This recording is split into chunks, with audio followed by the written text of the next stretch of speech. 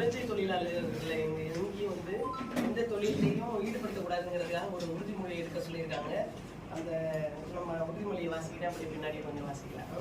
குழந்தை தொழிலாளர் முறையினை அகற்றுவதற்கான உறுதிமொழி இந்திய அரசியலமைப்பு விதிகளின்படி கல்வி பெறுவது குழந்தைகளின் அடிப்படை உரிமை என்பதால் 14 வயதிற்குட்பட்ட குழந்தைகளை ஈடுபடுத்த மாட்டேன் எனவும் அவர்கள் பள்ளிக்கு செல்வதை ஊக்குவிப்பேன் எனவும் குழந்தை தொழிலாளர் முறையினை முற்றிலுமாக ஏற்படுத்துவேன் என்றும் தமிழ்நாட்டை குழந்தை தொழிலாளர் அற்ற மாநிலமாக